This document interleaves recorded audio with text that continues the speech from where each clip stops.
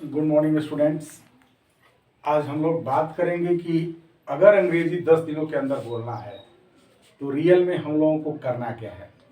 I mean those students who are learners और beginners, they start learning और speaking English, what should they do at first, उन्हें क्या करना चाहिए। तो मेरा ये मानना है कि जो स्टूडेंट एकदम शुरू से बोलना चाहता है उसके लिए एक स्ट्रक्चर जरूर उसको जानना है। यानी कि देखिए यहाँ पे जैसे वर्ड है कि क्या करे, तो क्या करे शब्द को हम लेते हैं कि व्हाट टू डू, और क्या नहीं करे का हो जाएगा व्हाट नॉट टू डू। तो सबसे पहले तो इस तरह का स्ट्रक्चर एक जल्दी प्रतिदिन सीखने की कोशिश करें। अब ये देखिए, ये इस तरह के स्ट्रक्चर आपको स्पीकिंग में ही करना पड़ेगा, आपको किसी ग्रामर में नहीं मिलेगा। आखिर चलिए पैसिव वॉइस पढ़ रहे हैं तो उसमें मिलेगा, नरेशन पढ़ रहे हैं तो ऐसे। और स्पीकिंग का कुछ ऐसा फंडा होता है, ठीक है, व्हाट टू डू। अब व्हाट टू डू, अब इस फॉर्मूला पे जैसे कहाँ जाऊं तो वेयर टू गो, कहाँ नहीं जाऊं वेयर नॉट टू गो। तो एक चीज अब इसको समझने की कोशिश करिए। Actually most of the students think for the speaking there is no need of the tense. So at very first I would like to say you, without tense you can't imagine to speak English. और tense में आपको जो दूसरा जो चीज करना है tense में, वो बहुत बढ़िया से टेंस आना चाहिए आपको। इन द सेंस आपको प्रेजेंट, पास्ट और फ्यूचर पे ध्यान देना चाहिए कि कोई भी सेंटेंस हम प्रेजेंट में बोल रहे हैं तो उसका जो प्रेजेंट है, पास्ट जो बोल रहे हैं पास्ट है, और जो फ्यूचर बोल रहे हैं फ्यूचर, उसका जो हेल्पिंग वर्ब है, चाहे जो मेन वर्ब है, वो हमको कंप्लीट आ रहा है कि नहीं आ रहा है। दूसरा आपको जो पॉइंट है, आपको टेंस में प्रेजेंट पास्ट तो बहुत ध्यान देना है कि प्रेजेंट है। जैसे मान लीजिए आपको कहना है कि मैं what I do in throughout my life, I would like to share in front of you, what I do in front of my life. तो व्हाट आई डू, अब यहाँ पे चूंकि मुझे टेंस की जानकारी है और हमने बोला कि व्हाट आई डू, जो कुछ मैंने कहा, जो कुछ मैंने किया थ्रू आउट माई लाइफ, पूरी जिंदगी में, related English I would like to share in front of you. तो व्हाट आई डू, तो जो कुछ मैंने किया, तो बोलते वक्त हमने देखिए यहाँ पे डू जो वर्ड का यूज किया है गलत बोला है, क्योंकि हमने तो जो कुछ भी किया तो पास्ट की बात है ना। तो व्हाट आई डिड, तो ये मुझे जानकारी है कि व्हाट आई डिड बोलना चाहिए था। In the same condition you should have, आपके पास भी वही चीज होनी चाहिए। यानी कि इतना तजुर्बा हो कि जब आप बोलें एकदम simple, quite simple, if you are speaking very quite simple English, then you should have such kind of knowledge कि where you are using the present and where you are using the past and where you are using the future। आप कौन सा शब्द का इस्तेमाल करेंगे तो वो प्रेजेंट का बोध कराएगा, पास्ट का बोध कराएगा, फ्यूचर का बोध कराएगा। जैसे एक राजा था, देयर इज अ किंग और देयर वाज अ किंग, तो यहाँ पे क्या है, इज और वाज का ही खेल है। अगर वाज कहेंगे तो क्या बताएगा, एक राजा था, उसके 3 पुत्र थे, तो ही हैज 3 सन्स। तो हैज कर देंगे तो उसके 3 पुत्र हैं, हैड कर देंगे तो 3 पुत्र थे। तो ये एक चीज आपका बिगनर्स में लर्निंग पॉइंट में है, तो ये चीज आपकी एकदम समझ में आनी चाहिए, ये आपको करना है। सेकेंड वन दैट, यानी कि टेंस की जानकारी आपको बहुत अच्छी तरह से होना चाहिए। थर्ड वन में आपको ये करना है कि क्या होना चाहिए आपके पास, तो विद इन मिनट्स, 1 मिनट के अंदर में आप जितना भी मेन वर्ब्स आप बोल सकते हैं उसका V1 V2 V3 आपको आना चाहिए। जैसे खाना पीना, हंसना खेलना, दौड़ना, रहना, नाचना गाना, याद करना, किसी को चिढ़ाना, किसी को परेशान करना, बनाना, देखना, बेचना, खरीदना, बताना, बोलना, कहना। तो ये जितना भी मेन वर्ब्स है उस मेन वर्ब का V1 V2 और V3 एकदम कंप्लीट होना चाहिए।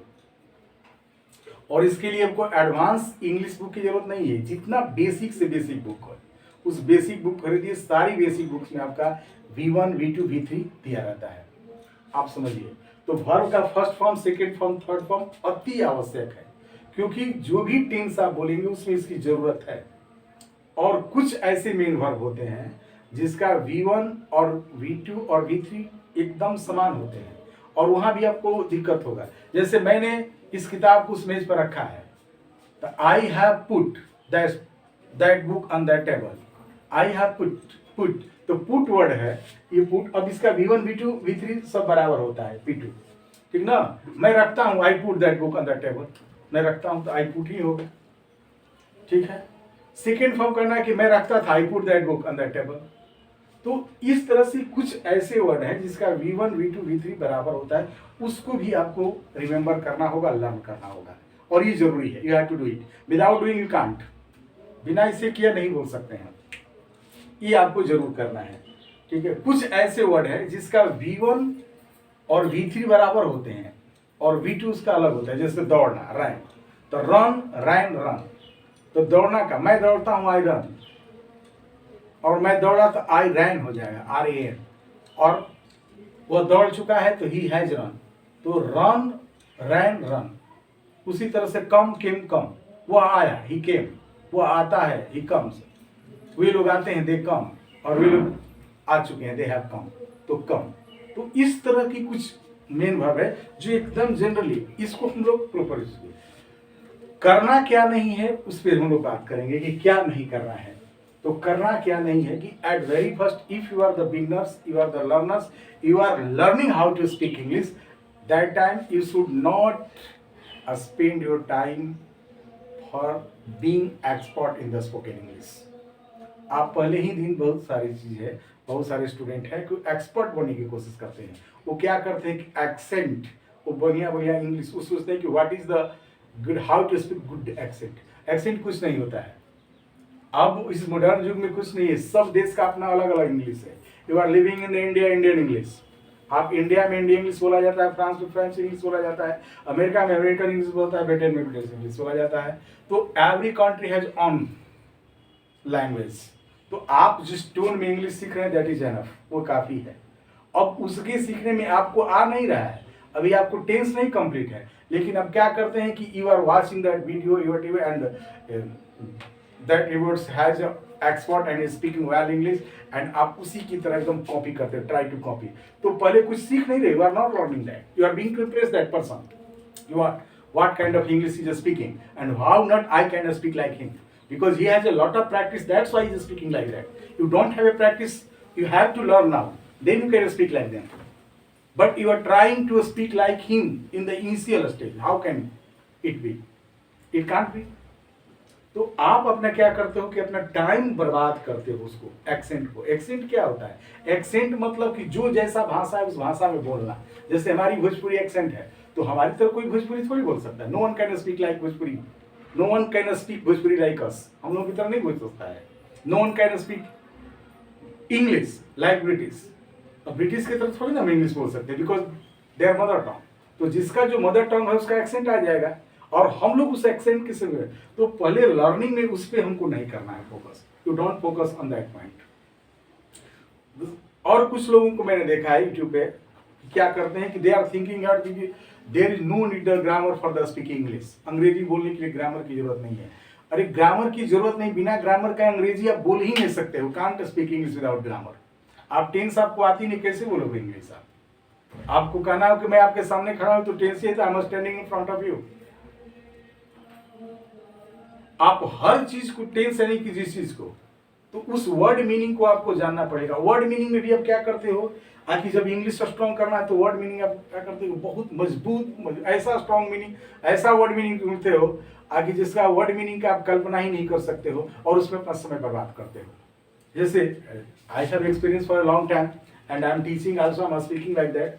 और कभी कभी ऐसे स्टूडेंट्स मेरे को मिलते हैं, जैसे एक स्टूडेंट बोला कि सर मेरा घर यहाँ पे है, एक मेरे पड़ोसी का घर यहाँ पे है, एक मेरा पड़ोसी है उसका घर यहाँ पे है, एक पड़ोसी मेरा एक यहाँ पे घर है, और सभी लोगों का जो नाली आता है, नाली आकर के यहाँ पे मिलता है चार लोगों को। इसको इंग्लिश में क्या कहेंगे? चार लोगों की नालियाँ जहाँ मिलती हैं, तो जहाँ तीन नदियाँ मिलती है उसको तो संगम कहते हैं, कन्फ्लुएंस कहते हैं। अब बताइए इस तरह के दिमाग लगाने से क्या फायदा है?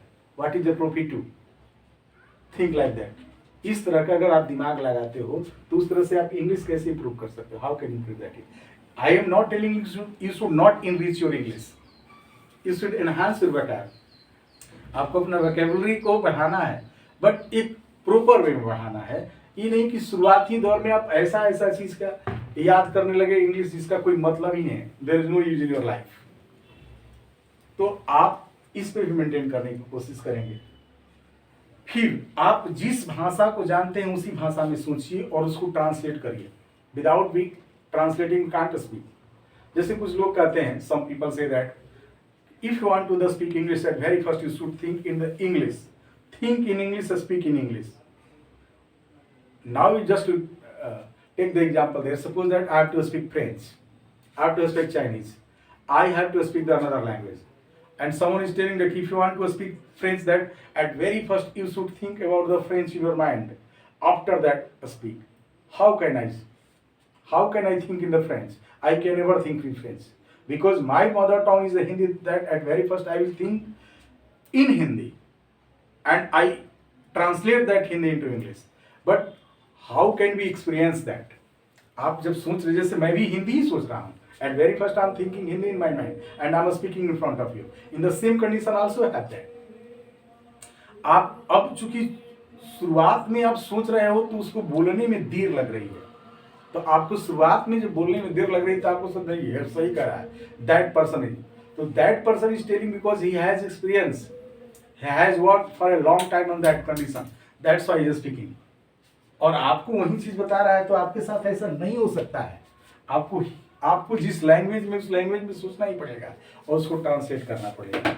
और ये चीज आप करेंगे तो करते करते करते आपको बहुत जल्दी होने लगेगा। जैसे टेंस ही है, और जैसे आप और मेरे में क्या अंतर है। मैं अगर के टेंस को कोई भी बोले, कोई भी टेंस, कोई भी सेंटेंस बोले, जैसे कि तुम 2 घंटों से खेल रहे हैं, you have been playing for 2 hours, वो कहाँ से है, फ्रॉम वेयर हैज कम, वो क्या कर रहा, व्हाट इज डूइंग, वो कैसे आया, हाउ हैज कम, तो तुम कब जाओगे, व्हेन विल गो। तो इस चीज हमारे चूंकि हैबिट हो गई है, वही चीज आपके साथ भी हैबिट हो जाएगी, you can do like that. तो ये सारी चीजें आपको नहीं करना है। यानी कि करना क्या है कि आपको एक सिंपल सराउंडिंग में जो वर्ड मीनिंग है उसको तो याद करना पड़ेगा। टेंस पे आपकी पकड़ होनी चाहिए, you should have good knowledge terms. और टेंस में ज्यादातर प्रेजेंट की कितनी हेल्पिंग वर्ब है, पास्ट की कितनी हेल्पिंग वर्ब है, कौन प्रेजेंट का जिक्र करता है, कौन पास्ट का जिक्र करता है और कौन फ्यूचर का जिक्र करता है। जैसे एक ही चीज है, मैं खेलता हूँ, आई प्ले, मैं खेलता था, आई प्लेड, मैं खेलूंगा, आई प्ले। तो ये चीजें एक ही चीज, प्ले ही वर्ड है जो आपको सेंस कर रहा है कि प्ले मतलब खेलता हूँ, प्लेड कर देते खेलता था, आई विल प्ले कर दिया तो खेलूंगा। तो ये आपको आपके सामने, तो उसके साथ खेलिए, just to try to play with the helping verb and main verb. आप उसके साथ खेलिए एकदम एंजॉय, रिलैक्स होकर। और don't try to be demotivated, try to be motivated, not demotivated. Someone is telling you you can never speak English, someone is telling you English is very poor, someone is telling you don't know how to pronounce, someone is telling anything about you, don't care about that. If you are working honestly, अगर आप ईमानदारी से काम कर रहे हो तो वहां पे किसी भी कमेंट का कोई जगह नहीं, there is no place of any comment. If are not working honestly, number of comment is in front of you and will disturb you, आपको डिस्टर्ब करेगा। जैसे मान लीजिए बहुत ईमानदारी से आप खाना बना रहे हो, cooking that very honestly, and आपका खाना बहुत बेकार हो गया, तो सभी लोग आपको कहेंगे कि आपको खाना नहीं बनाना आता है, खाना छोड़ दो खाना बनाना। लेकिन आपने वो ईमानदारी से खाना बनाया और खाना बेकार बन गया, तो आप डिमोटिवेट नहीं हो गए, आप सोचेंगे कि कुछ गलती हुई मुझसे, ऐसी हुई।